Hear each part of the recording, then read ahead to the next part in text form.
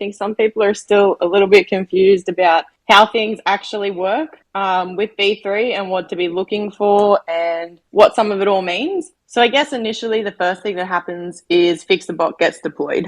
FixTheBot is deployed to buy up forked over liquidity pairs. So it buys up ETH to ERC20 pairs that are forked over from other dexes. It does that by minting fresh PLS, goes out, buys up those pairs. It's uncertain how many dexes will actually be being bought up. So for instance, V3 has concentrated liquidity. So there's a chance that V3 might not be able to get bought up. But it brings that liquidity back to Pulsex and it redeploys that liquidity with the market caps fixed. So it multiplies the ETH side by 1000x with extra pulse to fix that side of the market cap, and it divides the ERC20 side by 1000 to make sure that the ratios for the market cap on the pulse side resembles what it does on ETH so that the tokens aren't broken. So FixTheBot is partially to bring back liquidity to make Pulsex the most liquid DEX, but it's also super important to fix the market caps to obviously give these tokens the chance to be able to thrive and do what they did on Ethereum. So the first part to V3 is ratio trading or to Pulse Chain launch. Ratio trading is where you're able to trade in Pulsex without any dollar value before the bridge opens. I might pass off to Jesse to talk about ratio trading a little bit. For me, I think ratio trading is extremely risky.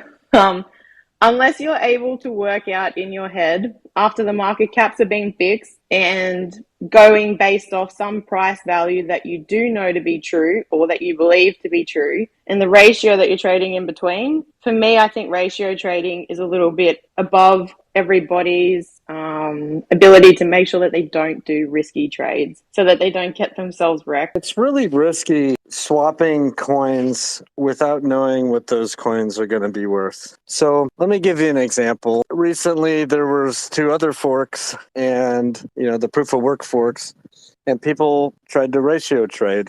Some people it worked out for, but the majority of people, they literally got wrecked. As an example, you could have gone into one of those forks. You could have had just a handful of the native gas coin, and you could have swapped into like millions and millions of stable coins. Why? Well, the stable coins weren't really worth anything, right? They weren't redeemable. You couldn't send them to Coinbase, right? So they dumped really, really quickly. So people, who didn't understand how that worked, they just saw, oh, wow, I can trade one native gas coin and get myself 1 million USDC coins. I'm rich. Well, that's not how it turned out at all. You might have had millions of USDC, but you only had a couple bucks worth of value, right? So it's really risky to swap in and out of things if you don't understand where it obtains its value from. Is it something that's supposed to be redeemable? So on and so forth. So what are some examples we could see on Pulse Chain, right? So Pulse Chain goes live. The FixTheBot, what we do understand about it is it's going to take some Pulse coins and it's going to purchase up a bunch of the liquidity off of not all of them, but a lot of the different dexes, so like Uniswap, for example. So what you'll see before we even have a chance to use the chain is Uniswap's going to be kind of empty of anything, not really completely empty, but a lot of the tokens that used to be paired to ETH have already been purchased, been drained, so to speak, and it's going to leave a lot of pulse left behind in those pairings. And then an entity is likely to take all those ERC20s, repair them back to Pulse and put them in Pulsex. But it's not going to do that to everything. What's going to be left behind, potentially, is ERC20s that are paired to other ERC20s. So you'll see some oddball things like Curve CRV token paired to, paired to Link, because that's an oddball pairing, right? Or Yearn token paired to, USDC, right? You're going to see some weird oddball pairings they got left behind that the fixer bot didn't purchase. There may be opportunities there if you happen to have had some of those oddball tokens that were copied over. But what are you actually swapping into? You're swapping an oddball token for a different oddball token that you hope has liquidity paired back to Pulse and Pulsex that you can swap and you can get some Pulse. So like it's literally impossible to know if you're going to get a good deal. And the quantities of tokens alone don't really paint the picture how much value you'll be able to have. So you could lose a lot of value, you could make some money, but it's super risky. Another example would be, what about Pulsex and Pulse? You know, there's a giant sacrifice set for Pulsex. A lot of those people missed out on Pulse. So I've read in the telegrams, a lot of those people intend on swapping out of their Pulsex for Pulsecoin. Well, you don't really know what the entity that created that pool, how thick is he going to make that pool on day one? If it's really thin, you know, a couple people are going to swap out of their Pulsex, and the price impact is going to be so spread by the time a handful of people do that swap that literally everybody else gets wrecked. You have no idea, right? Maybe the ratio is like 1 to 3 initially, but by the time the first 2 or 3 people do the trade, you know, the ratio is now, you know, one Pulse coin is, you know, 10 Pulsex coins or worse. Like it just keeps getting worse and worse and worse as more people conduct that trade. And then when that entity decides, all right, it's time to make the bridge go live. Let me take some of these Pulse, bring them through the bridge, and pair them to a thing that already has value in the world, like Ethereum coin or something on ETH chain. All those people, that's when they'll realize that they got wrecked, because they were doing a trade that thousands of other people were doing at the same time as them. So, you know, they all lost, except for the first couple people that got in, right? So it's just super, super risky. You don't know how thick those liquidity pools are going to be. You don't necessarily know how many other people are going to conduct that trade other than what people are saying in the Telegram room. So you just got to be very careful. I think the next phase after that, and when you actually find value on Pulse Chain, is actually looking at how much liquidity Fixerbot deployed. So for instance, we know that there is X amount of tokens that were brought up. We know that there's X amount of tokens that sit in a benevolent wallet. But reality is the majority of that liquidity isn't going to be deployed on day one. You know, like 5 to 10% of that liquidity makes sense, because if that entity was to deploy majority of the liquidity, he's allowing people to do a bank run on the chain. So he's obviously, or the entity is going to protect the chain, and it's going to protect the tokens because they want the tokens to be able to have an opportunity to thrive and for the chain to thrive as well. So when people are talking about, for instance, swapping between Hex to Pulse and Pulsex, they also need to consider the fact about, will there be enough liquidity for a large majority of people to be able to do that? So for instance, the forked over Hex right now, when you look at Hex's liquidity pools out in Uniswap, they're relatively thin. And that's what we love about Hex, because it creates price volatility. It's how the price is able to move, and we're able to see massive gains relatively quickly. But that goes both ways. So after Fixerbot's been deployed and liquidity is put out into Pulsex, everybody needs to question whether Hex is the best play, because I see that notion still flowing around the community relatively often. And if a large majority of people have the same game plan, that's when you have volatility in the wrong direction. So if a large portion of people are looking to move out of a liquidity pool that's already thin into another asset, they're creating a lot of volatility in the wrong direction. Now, the Fixerbot or an entity could put more Hex on the other side, but they can't because it's not a V3. So this is a V2, okay? So V2, the ratio has to be the same. So the way we love V3, everybody also needs to be able to understand that we don't have that in Pulsex. So the liquidity pool volatility goes both ways, and one side can't be propped up. But that also goes for every token. So hedron, icosa, SHIB, any token that people are looking to actually hold over the fork to be able to trade on chain. One thing that people should do is jump on Dex Screener or Dex Tools and actually look at what the liquidity pool pairing to ETH is in the token that they hold. So I'll use hedron for instance. It's majority paired to hex, but we know Fixabot buys up ETH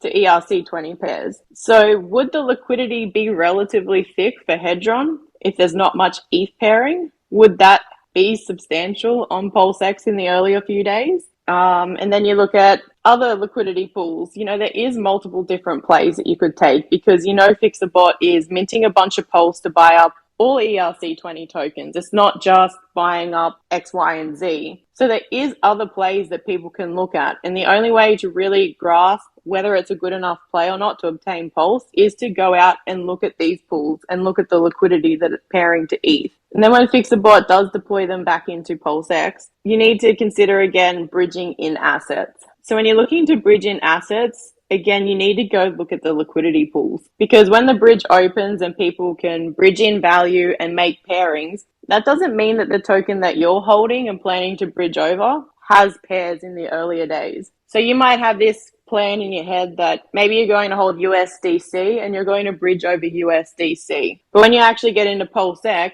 and you put in to go make that trade, you realize that you're eating a lot of slippage. That's because there isn't liquidity pools there for you yet. So maybe you were supposed to bridge in ETH because ETH was what was bridged over and made liquidity pool pairs with. So when you're looking to actually bridge in on day one as well, before you move your assets over the bridge, you need to jump on PulseX. You need to press the three dots, go to information and actually press on pools. The same way that you would with Dex Tools and Dex Screener to check out what's happening on Ethereum. You need to do that with Pulsex as well. So you can sit in a coin and think that maybe that's the best play. But on V3, one of the first things that I'll be going and looking at is how much liquidity is actually being deployed and what pools are being deployed. So in my first few moments, I'm just going to be watching the pool tab because relatively, although it's still speculative, whatever pools are being deployed on V3 is a good indicator of what would be deployed on mainnet. And then over the couple of days after that, watching what tokens are being bridged in and paired again.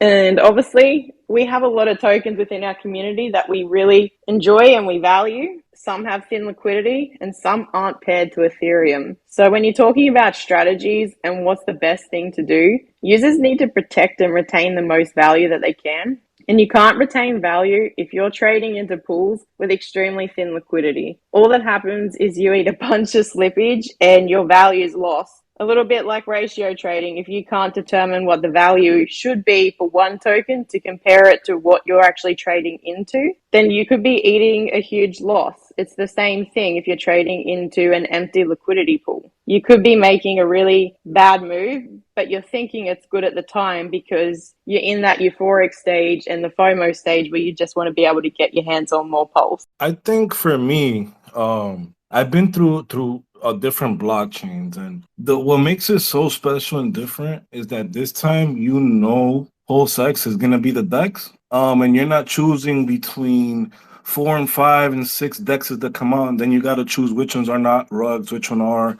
And then you got to see which ones people are going to and which one has the most liquidity. And you guys know that, in the beginning of everything, APRs are going to be amazing and stuff like that. So for me, knowing that the DEX that everybody's going to go to already is PulseX, I don't have to find it. For example, if I was on Phantom back in the day, I had to choose between Spirit Swap, Spooky Swap, Hyper Jump, some other thing here. And, it ended up being Spooky Swap, right? The one. So here, it's PulseX. So what am I going to do? I'm just going to get those juicy APRs, compound as much as I could. In the beginning, if the price goes down, compound. If it goes up, compound, then I think it'll just pay off in the long run. But I think that's what makes it very special. Absolutely, especially for all the onboarders and all the new people who are coming in, and this probably going to be their first true experience in crypto. Makes it a lot easier to just tell people, hey, you just go to PulseX, you do your swaps here, and you're good to go. Exactly. Thousands of people all trying to FOMO into the same thing. Where are you going to land in that run, right? Do you think you're faster than the guys who have written scripts to do this? Are you faster than your buddy who says he's doing the same thing? So what ends up happening usually in a parabolic run is like there's a handful of people who get a really good deal. The thing does, 10, 20, 50x ratio, run up. But then those people who did get in early, they're just going to dump on your head, right? So most parabolic run ups have a severe retrace. So unless you think that you're faster than everybody else, it's not necessarily the best play to do what everyone else is doing. Now, I look at Hex like this. It's designed to be staked. I think that it'll do well on Pulse Chain. So my Hex is staked and it copies over, and I just have comfort knowing it's still staked. And if other people are willing to make it go parabolic for me while I'm sitting there staked, I'm happy with that, right? I'm not going to be trying to swap into it or swap out of it. If there's any that I want on Pulse Chain, I'm simply going to have it on ETH Chain first and let it copy over. So you may be different.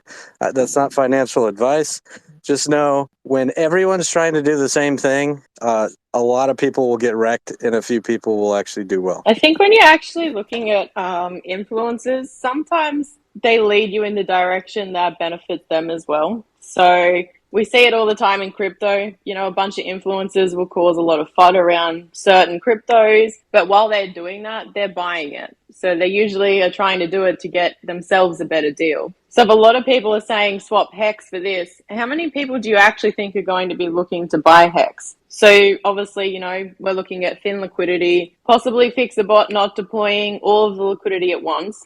And now you have a bunch of people telling you to trade out of Hex for Pulse, which pushes the price of Hex down. But there's also a narrative around the community about price parity. And the one token that our community is centered around is Hex. So it would be speculative, but reasonable to believe that Hex will probably do relatively well on Pulse Chain. A, because it's a token that we all adore and we all hold. But B, it's also the token that we kind of want to thrive alongside the other three. We want it to sit up at top 3. So when a bunch of people are telling you to swap out of Hex, sometimes you need to question yourself, is that the best play? Or is that the narrative that people want to push out so that they can get a better entry? Because every time somebody tells you to do something, sometimes it's just opening themselves up to better opportunities. So like when you watch whales, for instance, if a token that they know will do well goes down below a certain price point, you'll watch them pop in millions of dollars because they're relatively confident about what it will do.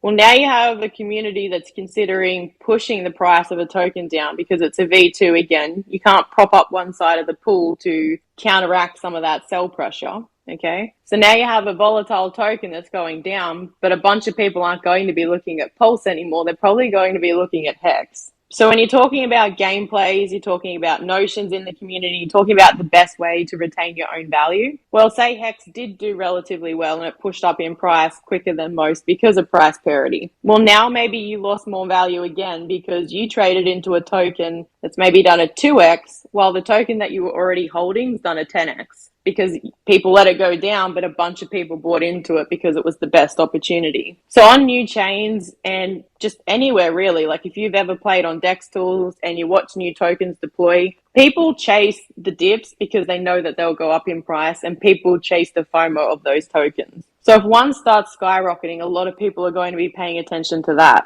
So when you're actually looking at the chain, I really like the narrative in the community of just sitting back and doing nothing once they've bought what they want, because traders do get wrecked. People do chase the new shiny object. If somebody sees the token that they didn't buy, so say for instance Pulsex, there's still a lot of people that sacrifice for Pulsex to trade into Pulse. Well, that could push the price of Pulsex down the way that swapping out a Hex for Pulse could as well. So if Pulsex dumps and goes below what people expect it to do, those people that were holding Pulse and did nothing, do you think that maybe they might go take the opportunity that you just gave to them? Because you grew their bags already and gave them price action, but you hurt the token that you left behind and left open a better opportunity for people. So when you're watching liquidity, when you're watching community, when you're watching FOMO, when you're watching the whole entire scenario with V3, watch where people are going and with their money, because a lot of people think they have smart money and a lot of people think they're making the best choices,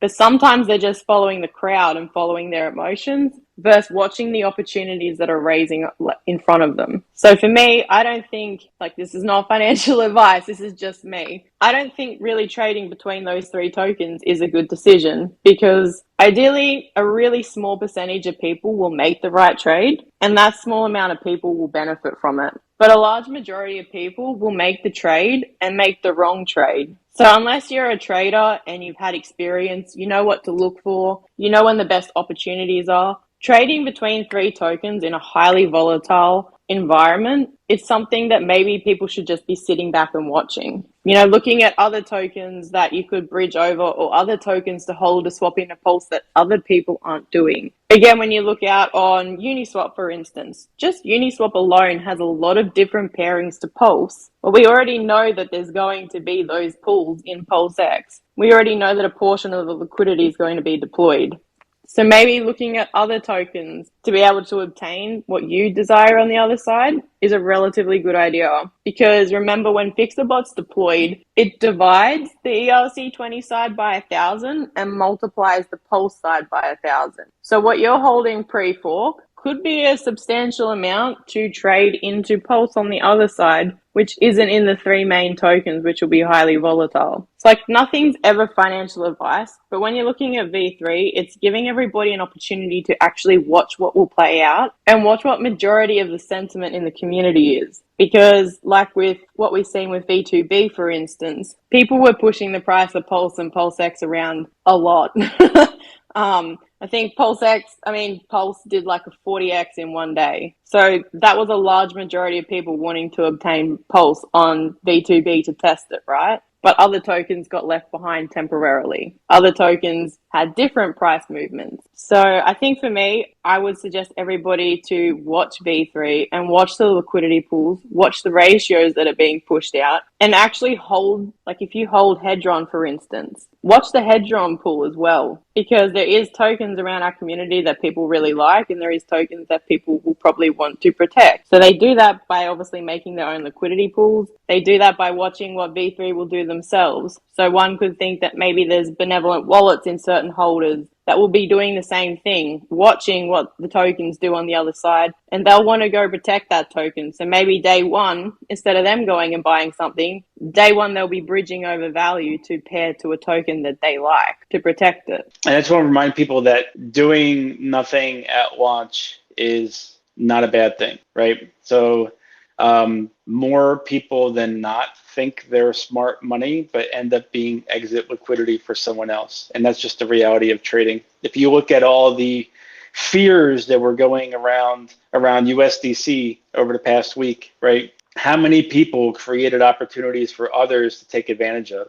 How many people in their fear and their emotional investing opened up the door for massive, massive arbitrage of stable coins that would never have been possible otherwise, right?